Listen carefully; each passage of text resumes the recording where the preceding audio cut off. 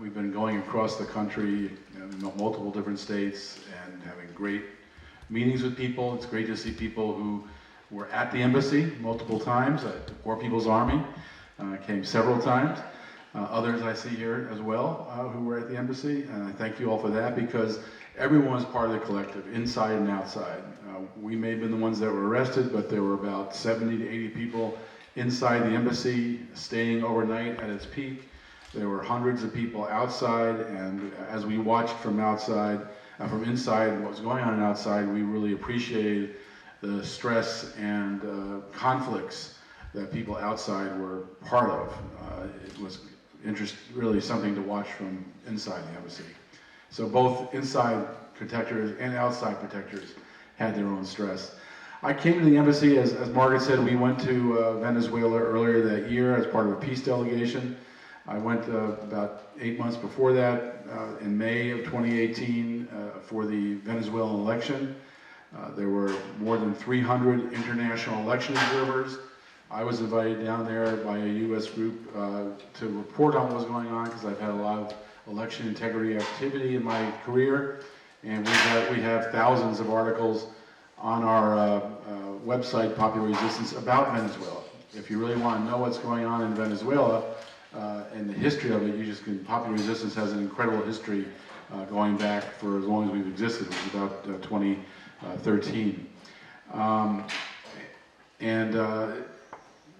When I was in Venezuela both times, I got the same kind of reaction from people in the street. They were so happy to see someone from the United States in Venezuela. They knew we were being lied to. They knew the media was putting out misinformation. They wanted us to come back and tell the truth. And that was started to develop solidarity that I couldn't ignore. When I was in Venezuela the first time for the election, I saw a very well-run election, an election better run than most elections in the United States, and for lots of good reasons. They do things that no other country does to make sure their elections are representative of what the people are voting for. Venezuela is actually a very deep democracy. I think the United States calls it a dictatorship because it's a deep democracy. Real democracy threatens the oligarchy in the United States, and they don't really want to see. If we had a democracy like Venezuela, the government would have a very different makeup and a very different outlook. It would represent the people's interests. If you look at what the people in the United States want, it's much more like what Venezuela is putting in place than what the oligarchs here are putting in place. So they're afraid of the deep democracy of Venezuela, so they call it a dictatorship. And that was just one of many lies that I saw in Venezuela. Everything we hear about in Venezuela is essentially the opposite of the truth. I mean, it's not a shading of the lies, it is a exact opposite of the truth. Over and over again, we saw that. I mean, for example, when we were in Venezuela the second time, American Airlines stopped its flights. They claimed because there was chaos in the streets, it was not safe. Americans were being arrested for no reason and being held with no trials. And so we decided to go out and film the chaos and unrest. We saw, families having ice cream and people going out for lunch and dinner, and people walking in the parks and on the walking streets. We had our cameras out, filming all of that to show people around the world the chaos of Venezuela, which was non-existent. And that chaos led us to spend more time in Venezuela than we expected, since our flights were canceled. And the next day we got word that President Maduro wanted to meet with us. So we would not have met with Maduro if it had not been for the chaos of in the streets of Venezuela.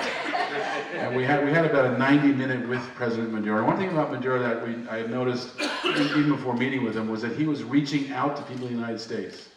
He had done open letters, he had done videos, he had been trying to reach out to say, we recognize the power of movements. People in the United States rise up and stand up. And so, just as people on the street who I saw, and I went to a variety of places to see people on the street, all sorts of types of people in the government and President Maduro, they all were saying the same thing. And it created this essential feeling of solidarity.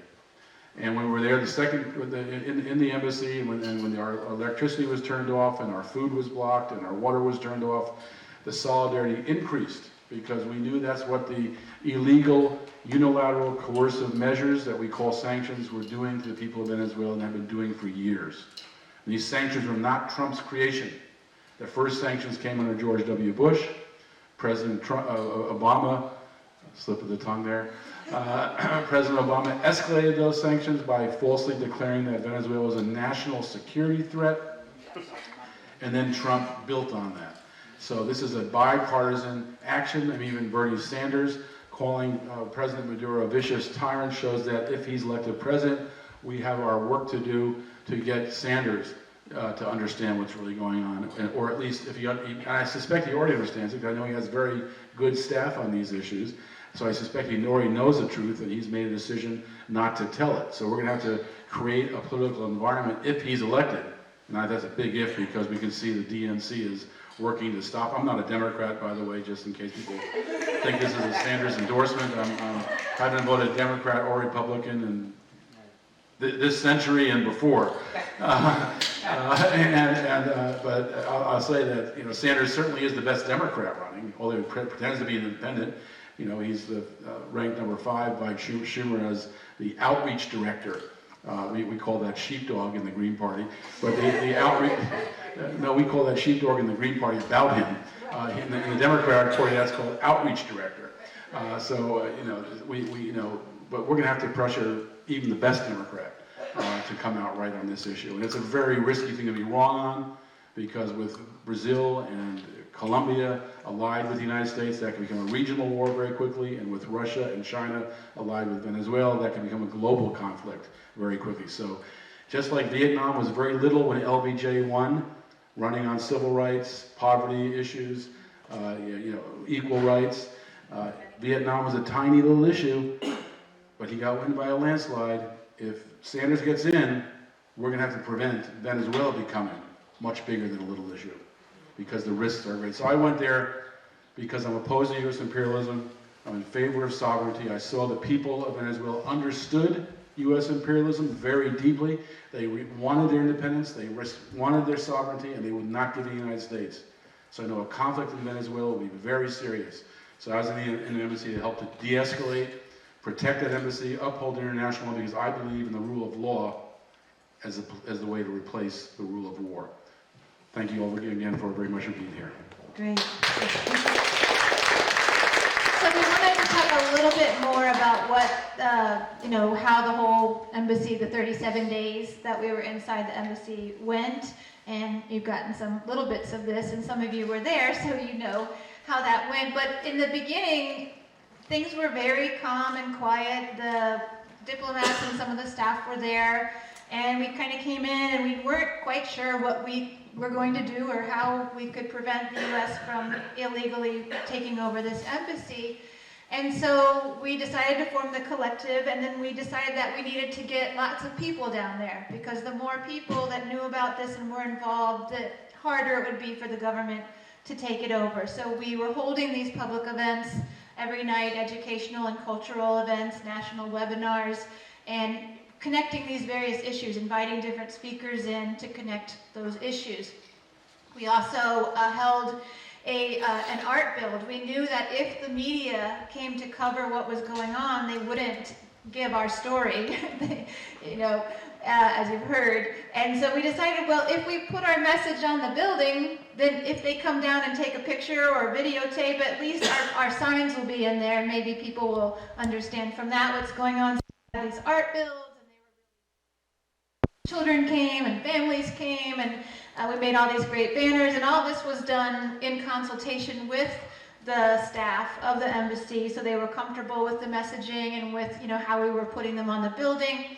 We also wanted to educate the public, so there were 32 windows along the sidewalk level, and we made a timeline of the coup and posted that, you know, so that people could walk by the windows and read that whole timeline. We also made these big placards that we put on the embassy. One was regime change tactics, you know, like calling a president a dictator, attempting assassinations, you know, economic coercion. And then we had another one that was some recent regime change efforts and how those turned out. And as you can imagine, no country where the U.S. has intervened has had a positive outcome.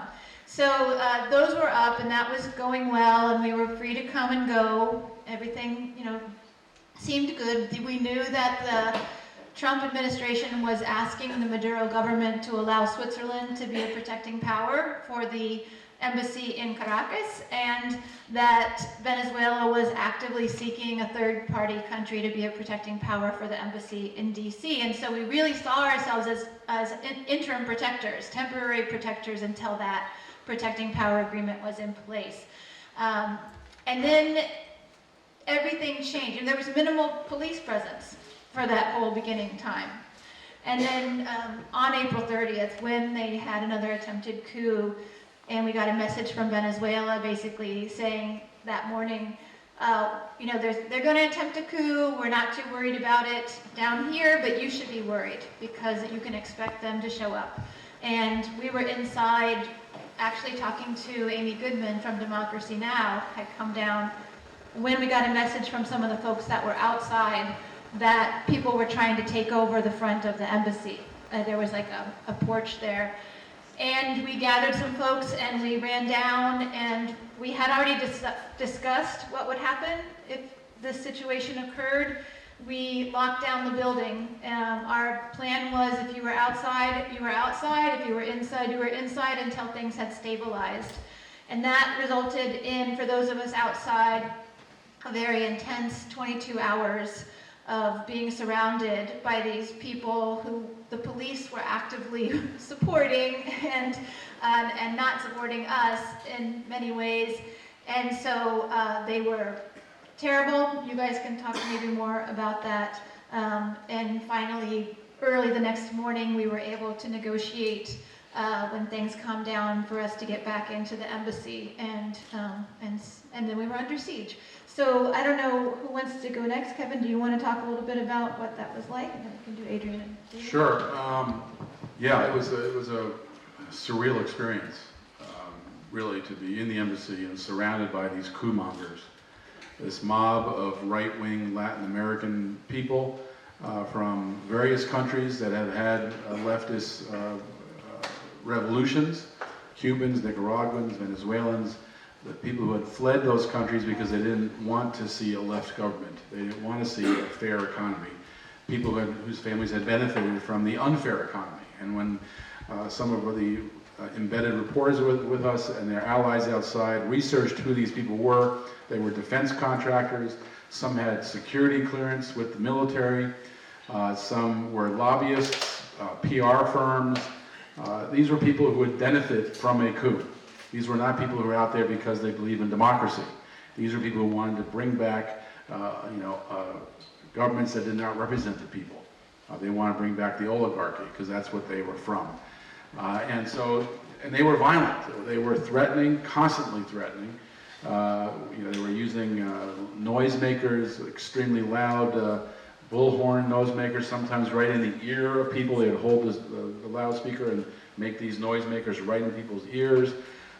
They were threatening women. They were using racist comments. They were our black allies inside. They would make an ape kind of image and offer them bananas. They were racist, misogynist, homophobic, transphobic, horrible human beings. They showed very clearly why they cannot win elections. They showed very clearly why they cannot conduct a successful coup. Because they are a minority in Venezuela, and the reason they were outside, and the reason why this was happening at multiple embassies on the same day. We found out later it was not just the embassy in Washington, D.C., but multiple countries, the Venezuelan embassies were attacked on the same day with the same tactics. They were doing this because they had failed in Venezuela, and they needed, the only way they could make it look like they had a government was to be outside, take over embassy buildings. And so we watched our allies being assaulted by these coup mongers, and the police, rather than arresting the person committing the assault, arresting the victims of the assault. That included one elderly guy who was trying to bring toothbrushes and toothpaste, who was attacked by the mob, knocked to the ground, injured, and arrested. It impacted people who tried to throw food. Ariel Gold from Code Pink tried to throw a head of lettuce to us. It was arrested for throwing a missile Jerry Condon, the president of Veterans for Peace, tried to throw me a cucumber and was knocked to the ground, face bloodied, arrested, and he's a 72-year-old veteran who is the president of Veterans for Peace, and he was treated like that for throwing a cucumber. So over and over again, we saw these kinds of attacks, and we saw our crowds growing. We saw more people coming out, even though the media was not covering this, which was really astounding. This was a made-for-TV moment. This conflict was every day for 37 days, involving police, involving a coup mob, involving peace protesters, involving us on the inside. It was a lot to report. This could have been a great television for cable news, but they were blocked out. The U.S. government controls the news. They showed that very clearly. They did not want this in the news, because if this was in the news, people say, what's going on? Why are people doing this? I thought Guaido was president. Maduro, who's president? Why are these people on the side of Maduro? Our declaration, we put out a declaration for the Embassy Protection Collective that explained how Maduro was elected, how it was a legitimate election, how Guaido violated the Constitution with his fake self-appointment, and how international law protected that embassy. The Vienna Convention requires the host country, the United States, protect the embassy, requires the host country not to go into that embassy. It's inviolate. You cannot violate it without the permission of the country that owns that embassy. And so all that would have been explained if the media had covered it. The media only covered it after we were elected, and the headline was 4 people arrested at the Venezuelan embassy, and none of the other realities.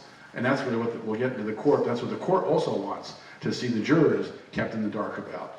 And so it was an astounding situation to see this kind of coup mob outside threatening us every day in the middle of Washington, D.C., one of the wealthiest neighborhoods in the country, and not being reported in the media. But luckily, we have great embedded media, as well as media outside, like Telesur, that was there every day. And so those who wanted to know could find out the truth, and did follow this very closely. Okay, so Adrian is going to pass on this, since we've said a lot. David, do you want to add anything about the time inside the embassy? Yeah, I'll just add a few things. It was an amazing community of people from all different backgrounds and interests and organizations and histories. And it was amazing that how we all came together when the stress increased. Once we knew we were under siege, and no one could get back into the building with food. People could leave if they wanted. It was locked down, but to keep the opposition out. But people could leave if they needed to for whatever reasons. But the stress of the hate and I felt so bad for the people outside who had these, and they were more than just bullhorns. They were like police sirens right in the ear. Strobe lights, flashing lights, they can damage, that's considered an actual weapon. It can damage your macula in your eyes, right in the face. And constant harassment all day, most through the night, to all the people outside. And those are the ones we were depending on to try to bring us food. Once they stopped people from coming in with food, they eventually cut off the electricity, then they cut off the water, which they were doing in the other embassies that they were attacking in about 6 or 7 other countries around the same time, Venezuelan embassies. But that stress really increased our resolve to work together. We got messages from Venezuela. We got messages from the foreign minister of Venezuela, who was in New York in the People's Forum, and that encouraged us. But the thing that encouraged us the most was just knowing what we were going through was minuscule compared to what the Venezuelan, the entire population was going through. The psychological terror, the stress and shortages that were actually killing people. So that kept us going. And we had little challenges around things like food as we dwindled from, more than 50, 70 down to, I remember the number 17 people eating very little food. How do you divide it up? The people who were late sleepers or on night shift security, when they showed up, there's very little food left. So then we say, well, maybe uniform cups, put out 17 plates. Well, that didn't work so well either. It was a challenge. and deciding who needs more food by calories. If you're an older person, younger person, how big you are, water for each person per day to stay alive, all those kind of decisions came up. But and all through that, we were trying to articulate our message to the public, to the press, about what we were doing in there. So it was an incredible community, under a lot of stress. We learned a lot from each other. And the main thing I learned was, and I hadn't had contact like this before, I've been in scuffles and demonstrations with right-wing groups, but this was a new level of just hate and a certain smugness. They would do it with smiles on their faces. No interest in dialogue, no interest in facts, just a smug, arrogant hate, which we still have to deal with. A number of people, groups that are doing events get attacked and disrupted by these same kind of people. But that's all I want to say about some things on the inside. Great. So, yeah, in fact, we just learned this afternoon that one of the venues where we were in Miami just a weekend or so ago, a group, they were attacked last night by these right-wing elements in Miami. Their office was attacked. So, so there was the outside, the coup mongers, as we call them, or the mob, they tried repeatedly to break into the embassy. Sometimes they succeeded in breaking into the embassy, so we had to take steps to try to keep them out. The Secret Service refused to tell us when we asked them if they would protect us if they came into the embassy. And so we felt very much like, because we saw how the law enforcement was working with these people, we really did feel like we were on our own. There were some very heroic efforts to get food into us, and if you want to hear about that, we can talk about it, as well as ways that we coped with preparing food when we had no power and our water was cut off. We can talk about that if you want to know about that. But I think we wanted to just kind of close out with each of us maybe talking a little bit about what was a moment in the embassy that, was something that was powerful to us as an experience. And I guess, David, do you want to start with that, since Adrian got to go first last night? And then we'll do some Q&A. We're kind of competing who gets to talk about which event, because they all stick in our minds. I'll just talk about the one that is very exciting, it's stressful. To get food in, we had to communicate with teams of supporters outside. And when the power was cut off, we had very little ways of communicating. We did charge our phones on an old car we had in the basement. It's also where we cooked some food on the exhaust manifold to limited success. But so it was this coordination of teams outside in the dark, 3 in the morning, creating diversions, because the opposition had 24 hours around, and they had shifts with sirens, watching for different people coming from different directions with food, because they knew that was our need. And we had this one time where we, at the basement, there's a garage door that was broken with a sledgehammer and a drill by the opposition. We had to push a car and some old doors to try to keep them from getting in.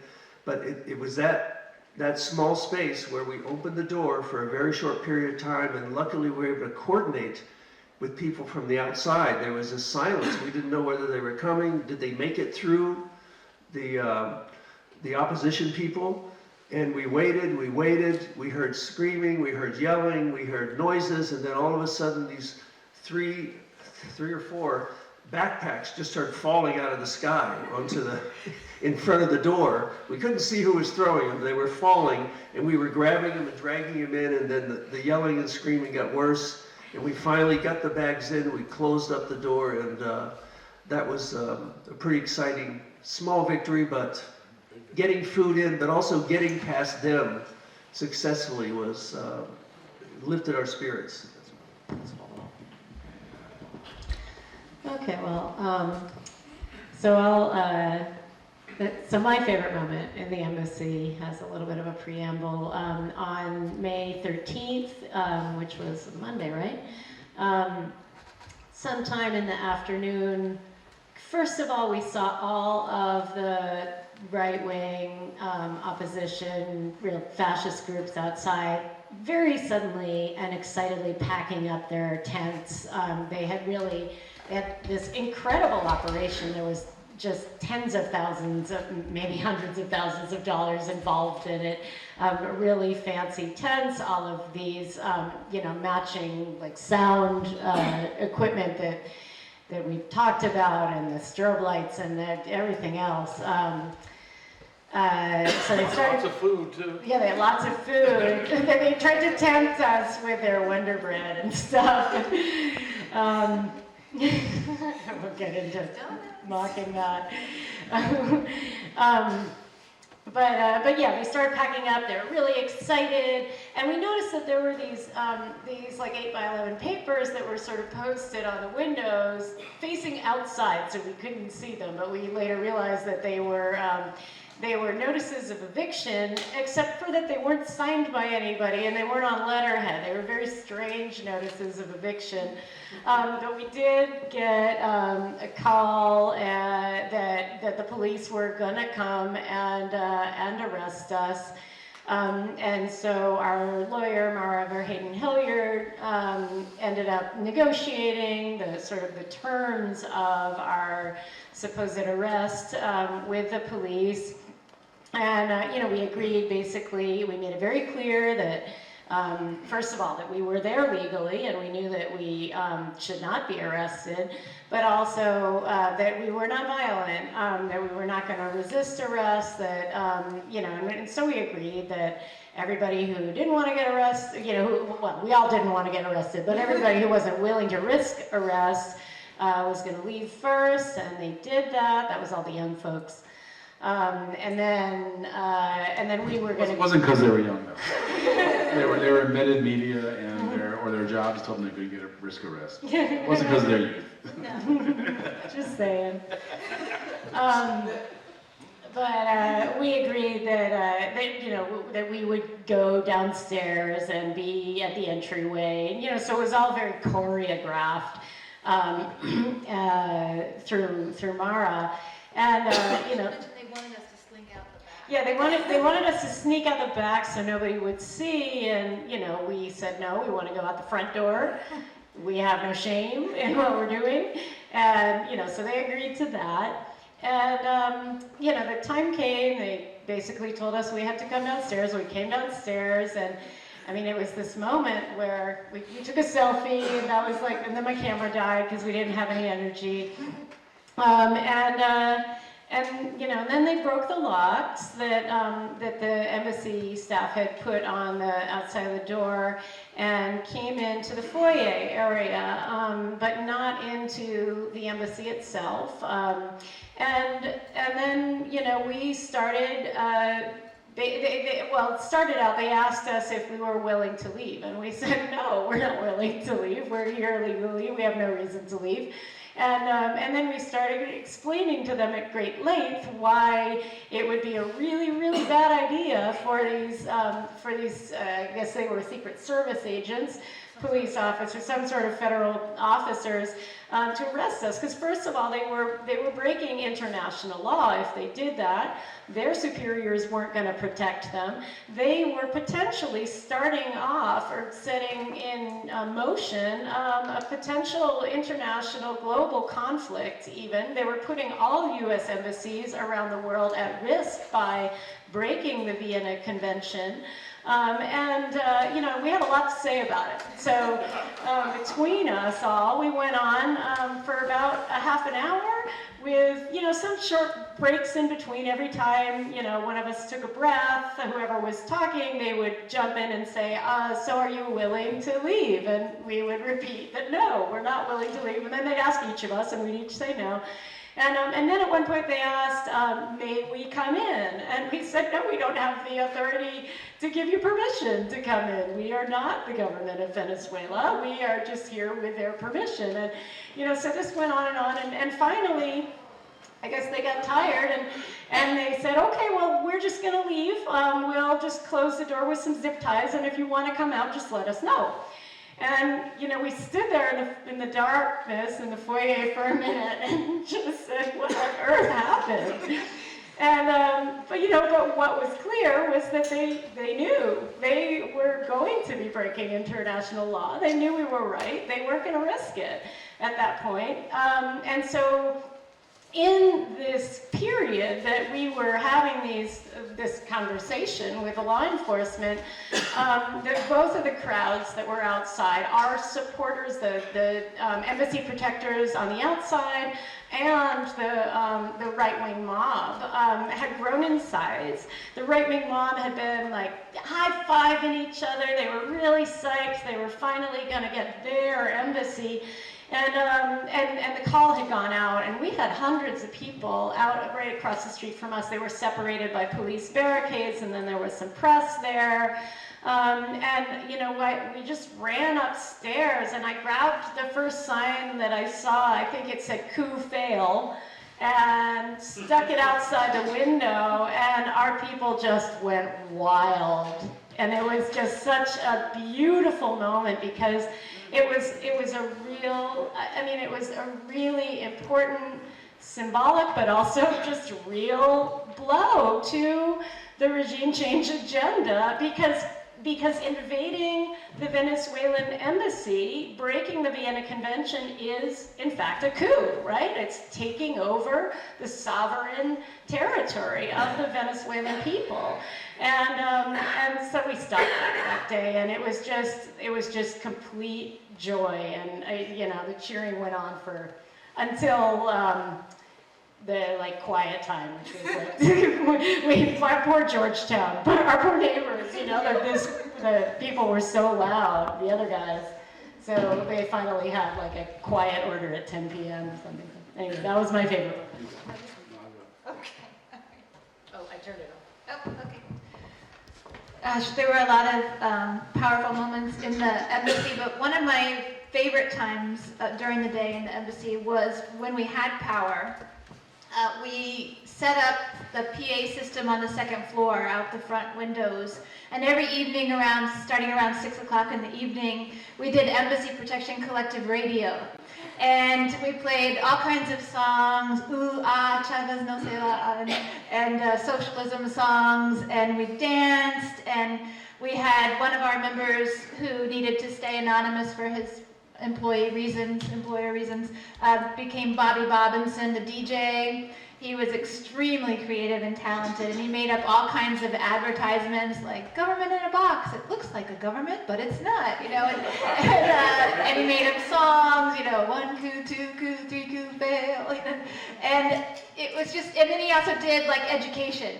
He would go, let's go through the entire history of U.S. regime change efforts in Latin America, and then he just went on for an hour, about listing and describing all of these efforts, and he went through the history of protecting power agreements, and it was just it was such an intense and busy time in there, you can't imagine, but being in the embassy, we were managing the food, we were cleaning the premises, we were making sure people weren't breaking in, we were doing media, we were doing nonviolence training, and and things always came up. They're constantly they're banging on the door here, or they're trying to come in here. So, and you couldn't really sleep well at night because they were kind of harassing us all night. So that was the one part of the day where we could just chill out and connect with the people that were outside, the other embassy protectors, singing together, dancing together, chanting, and that went on until our power got cut off. Yeah, there are so many amazing moments. I'm going to spend most of my time talking about the prosecution we're facing, but I want to just say that we had some amazing moments, not just in the embassy, but also from people outside the embassy, not the people across the street, which was fantastic to have allies supporting us, especially when we were under siege. People in Venezuela, you'll see some pictures up on the board of marches that were held in Venezuela, solidarity marches, saying, Adrian, you're a hero, David, you're a hero, and just incredible. We were sent great videos from people in Venezuela and Cuba and other countries, songs they had written about us, songs they were singing for us. It was just wow, especially with this coup mob out there, to get that kind of support for the people in Venezuela. and other Latin American countries was just incredible. And we understand that in Venezuela particularly, people are well aware of our case and are following it. One of the Embassy Protection Collective Defense Committee co-chairs was just in Venezuela. He said the first thing he was asked when he got off the plane was, how are the protectors doing? How's their criminal case going? He was asked that over and over again. And people from Venezuela told us that our being there changed the conversation in Venezuela about people in the United States. That we would, stand up and take a risk for them. But a great moment also was after we were arrested and held overnight in uncomfortable conditions and brought to court. There were people in the courtroom who were supporters. And we got out, there were people outside waiting. And we were not alone. And then a defense committee formed to help raise money, help put these kind of events on. We're not alone. It's not the four of us, the collective continues. And, at last night's event, Bahman Azad, who was the co-chair, says that the collective will continue after the conviction. If we're fined, they'll help to raise money for fines. If we're incarcerated, they'll help to raise awareness about that. If we're acquitted, we'll use that to build the movement. And that's what we love about this, the collective viewpoint of we're all this together. It's not just the four of us, and that's just a fantastic thing. What we're facing in court is federal charges for interfering with protective function. When we first heard that, we thought it was an ironic charge since we were the embassy protectors, and they were charging us with interfering with protective function. We saw the Secret Service not protecting the embassy. We saw them allowing the coup mongers battering the door, breaking windows, breaking in, breaking doors, no punishment to them, assaulting people, no punishment. They were not protecting the embassies. How can we trust them to be protectors of the embassy when they were not doing it all the time we were in there? And so when we were given that bizarre eviction notice with no letterhead, no signature, and on the authorization of Carlos Vecchio, who we knew had fled Venezuela because he had created violence and would face charges and went back, him telling us to get out, he's the kind of person we're trying to protect the embassy from. It was bizarre. And so the charges are strange, and it got more strange because the judge, we were told we could have a choice of a magistrate, which is a lower level judge, or a federal district judge. But before we had to make that choice, the chief judge, the chief U.S. District Court judge, took the case. We didn't know why. Why would she take this case? And she's been involved in the Mueller grand jury. She's been involved in the litigation about the impeachment, whether the impeachment House gets to see the grand jury testimony. And so she's been involved in some very big cases. Why would she take this case? Well, since she took the case, we've seen her behavior. She called us a gang and didn't really want to know the truth about what we were doing there. She wanted to rush this trial so fast that Margaret and Adrian, who had appointed lawyers, who had been involved in the case for 6 months, they had conflicts in their trial schedule. One was handling a capital murder trial, capital punishment murder trial, and the judge said, I don't care. If you can't make this schedule, we'll replace you. 6 months into the case, replacing our lawyers. What kind of nonsense is that? Rushing this case for no reason? And so she pushed that, and we had to lose 2 lawyers.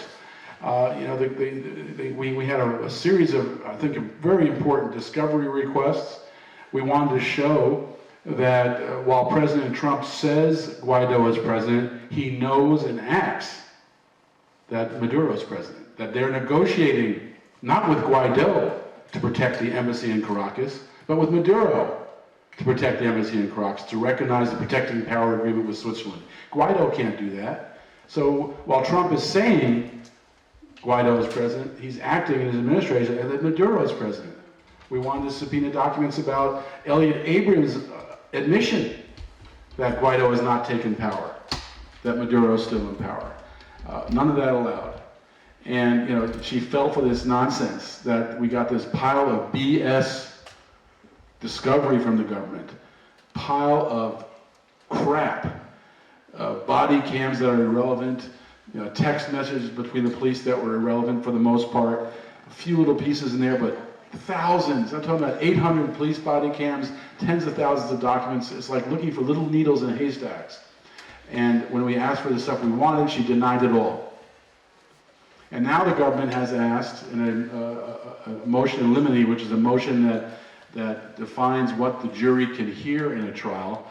This motion in limine requests that we not mention to the jury that Maduro is president, not mention that Guaido is not president, not mention that we were in the embassy with the permission of the Venezuelan embassy, not mention that the Vienna Convention was violated, not mention that we, because of legal advice and my own experience as a lawyer, based on our knowledge of the law, we were not violating the law. Not mention that there was a coup mob outside that the police were working with, allowing assaults of our supporters. They really the Trump prosecutors are asking that justice be blind, a scarf around their eyes, as well as deaf. Justice in this case will be justice based on ignorance if the judge rules in favor of this motion. And so that's what the hearing we're going to be going to tomorrow is about. Very important hearing that could determine the outcome of the case. As we prepared for this case, we were going through evidence and providing that to our lawyers. And it's evident from what we know, the materials we have, that if we get a fair trial, we will be acquitted. If the Trump prosecutors get their way, we will be convicted. And it's the judge's decision whether we get a fair trial or not. And that's really where this case is. And so that's why we're so glad, we're once again not alone. Everywhere we go, we're with supporters who are helping to fund this case. And people recognize this case is not just about us, it's about all of our rights to protest imperialism. All of our rights to protest militarism. The abuse of U.S. foreign policy, of sanctions that killed 40,000 people in Venezuela, according to the Center for Economic Policy Research. I mean, that's what this is about. It's about our rights, all of our collective rights, to say no to this abusive government. It's like being in Nazi Germany and not being able to protest Hitler. That's what we're talking about here. And so we really appreciate your support, your being here, and please help spread the word and help us raise money for our defense. Thank you all very much. We came up with this chant. We were getting harassed. Every demonstration we had against the U.S. coup in Venezuela, one about exactly a year ago, every single time we hit the streets, we were met by an incredibly violent, organized, fascist, kind of Pisano group of people who would kind of viciously attack us. And it sounds, they probably were actually exactly the same people who were outside of the embassy in Washington. But during that moment, we came up with a really fun chant to kind of harass them and to keep it going. So I'm going to give it to you, and then you're going to probably remember it from when you were in the streets, and then we're going to keep it going. It goes like this. It goes, in Philly, Pennsylvania, we say hands off Venezuela. In Philly, Pennsylvania, we say hands off Venezuela. In Philly, Pennsylvania, we say hands off Venezuela. In Philly, Pennsylvania, we say hands off Venezuela. Let's talk about it. So we're here in Philadelphia. We are here at the home. We are proud of our movement. We are here at the home of some incredible political prisoners. That's right. Many of you know, and many of the meetings have happened right here and amongst many of you, we have been fighting for almost 4 decades for the freedom of the MOVE family and the MOVE 9. And just in the last year, we've celebrated a massive victory. And that is the victory that we brought 4 of our comrades home. 4.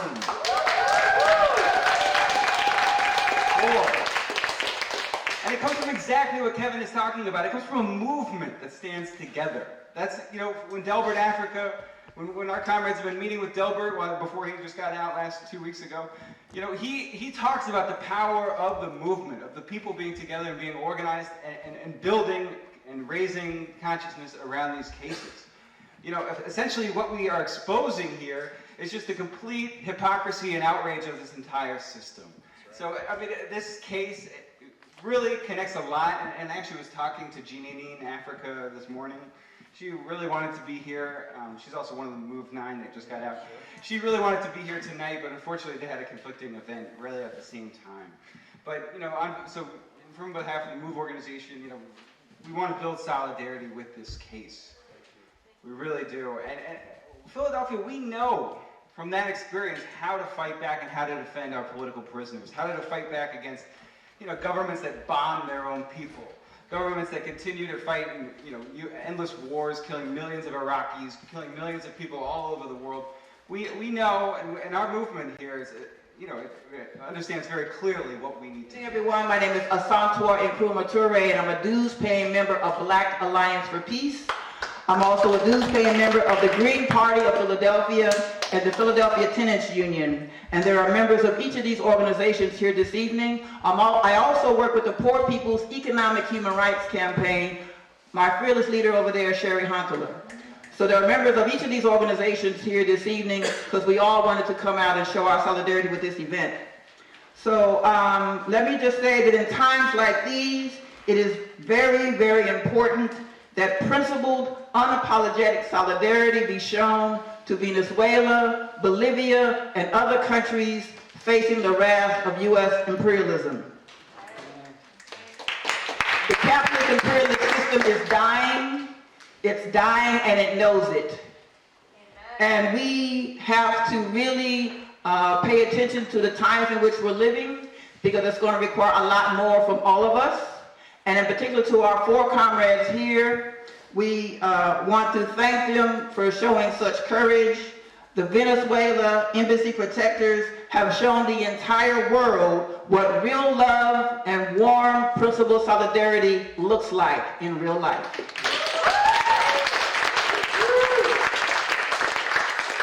In times like these, it's also very clear to us that we must increase our political education and organization so that we may better face the challenges that we know lie ahead. All of our social justice organizations, and I do mean all of them, all of our social justice movements, be they anti-war, queer rights, women's rights, workers' rights, Black Lives Matter, immigrant rights, food justice, climate justice, housing for all, etc., must join together and organize to make a better, stronger movement and a better world. Our victory over the forces of reaction and corruption is inevitable, and it's up to us to win the final victory. And since freedom ain't free for nobody, I want to make sure we put more money in the bucket for the Venezuela Embassy Protectors, and let's continue to give money to them after this event is over. So thank you all very, very much for coming, and we look forward to working with you and organizing with you in the future. I am Mr. Daniel Tomorrow. I work with the Poor People Economic Human Rights Campaign. I am a poet, but this poem is called Let America Be America Again by Langston Hughes. Let America be, oh, this is dedicated to you guys. I'm sorry about that. These brave soldiers, just give them a round of applause.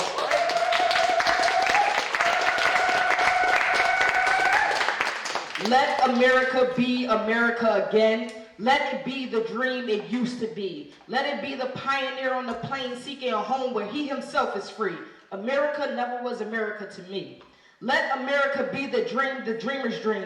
Let it be that great, strong land of love where never kings connive nor tyrants scheme, that any man be crushed by one above. It never was America to me. Oh, let my land be a land where liberty is crowned with no false patriotic grief, but opportunity is real and life is free. Equality is in the air we breathe. There's never been equality for me, nor freedom in this homeland of the free. Say, who are you that mumbles in the dark? And who are you that draw your veil across the stars? I am the poor white, put forward and pushed apart. I am the Negro bearing slavery scars. I am the red man driven from the land. I am the immigrant clutching the hope I seek, and finding that only that same old stupid plan of dog eat dog, of mighty crush the weak. I am the young man full of strength and hope, tangled in the ancients of endless chain of profit, power, gain, of grab the land, of grab the gold, of grab the ways, of satisfying need, of work the men, of take the pay, of owning everyone for one owns greed. I am the farmer, bondsman to the soil. I am the worker sold to the machine. I am the Negro servant to you all. I am the people, humble, hungry, mean, hungry, yet today, despite the dream, beaten yet today, oh pioneers. I am the man who never got ahead, the poorest worker bartered through the years, yet I'm the one who dreamt our basic dream in the old world while we're still so for kings who dreamt a dream so strong, so brave, so true, that even yet is mighty daring scenes in every brick and stone and every forward tone that's made America the land it has become. Oh, I am the man who sailed those early seas in search of what I meant to be my home. For I am the one who left Dark Island shore and Poland's plan and England's grassy lay and torn from black Africa strands, I came to build a homeland of the free. The free? Who said the free? Not me, surely not me. The millions on relief today, the millions shot down when we strike, the millions who have nothing for our pay, for all the dreams we've dreamed, and all the songs we've sung, and all the hopes we've held, and all the flags we've hung, the millions who have nothing for our pay, except the dream that's almost dead today. Oh, let America be America again, the land that has never been yet, and yet must be, the land where every man is free, the land that's mine, the poor man's, Indians, Negroes, me, who made America, whose sweat and blood, whose faith and pain, whose hand at the foundry, whose plow in the rain, must bring back our mighty dream again. Sure, call me any ugly name you choose, the still of freedom does not stain. For those who live like leeches on the people's lives, we take back our land again, America. Oh yes, I say it plain. America was never America to me, and yet I swear this oath, America will be. Of the wreck and ruin of our gangsters' death, the rape and the rot of graft and step and lies, we, the people, must redeem the land, the mines, the plants, the rivers, the mountains, and the endless plain. All the stretch of these great green states and make America again.